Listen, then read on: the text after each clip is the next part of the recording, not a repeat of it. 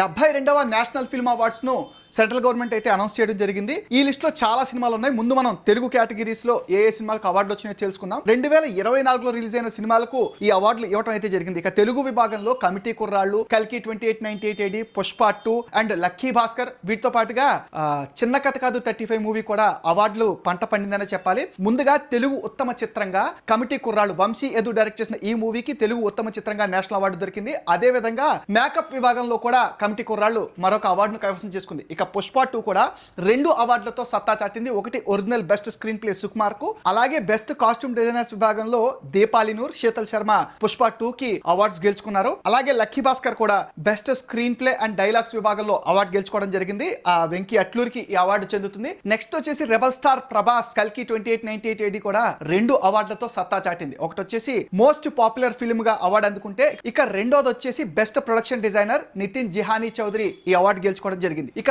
Best children film గా Nandakishore Imani చిన్న కథ కాదు సినిమాకి అవార్డు గెలుచుకోవడం జరిగింది. అలాగే ఈ సినిమాకి బెస్ట్ చైల్డ్ ఆర్టిస్ట్ గా ఈ చిన్న కథగా సినిమాకి గానీ అరుణ్ దేవ్ పూతల అవార్డు గెలుచుకున్నాడు. ఇది షేర్డ్ అవార్డు. దీంతో పాటు ఇంకో హిందీ సినిమాలో 3 పిల్లలకి అవార్డు రావడం అయితే జరిగింది. ఇక అమరాన్ సినిమా వచ్చేసి సత్తా చూపించిందని చెప్పాలి. ఎందుకంటే ఉత్తమ దర్శకుడు, ఉత్తమ మ్యూజిక్ డైరెక్టర్, అదే విధంగా ఉత్తమ ఎడిటింగ్ విభాగాల్లో అమరాన్ సత్తా చూపింది. నెక్స్ట్ వచ్చేసి ఉత్తమ చిత్రంగా ఆర్టికల్ 370 అయితే బెస్ట్ ఇండియన్ ఫిల్మ్ గా నిలిచింది. ఈ సినిమాలో నటించిన యామి గౌతమ్ కి ఉత్తమ నటి అవార్డు వచ్చింది. ఈసారి ఉత్తమ నటుల విభాగంలో 2 నటులు నేషనల్ అవార్డు గెలుచుకున్నారు. ఒకటి బ్రహ్మయుగానికి మమ్ముటి అయితే, నెక్స్ట్ వచ్చేసి చందు ఛాంపియన్ కార్తిక్ ఆర్యన్ కూడా బెస్ట్ యాక్టర్స్ గా నిలిచారు.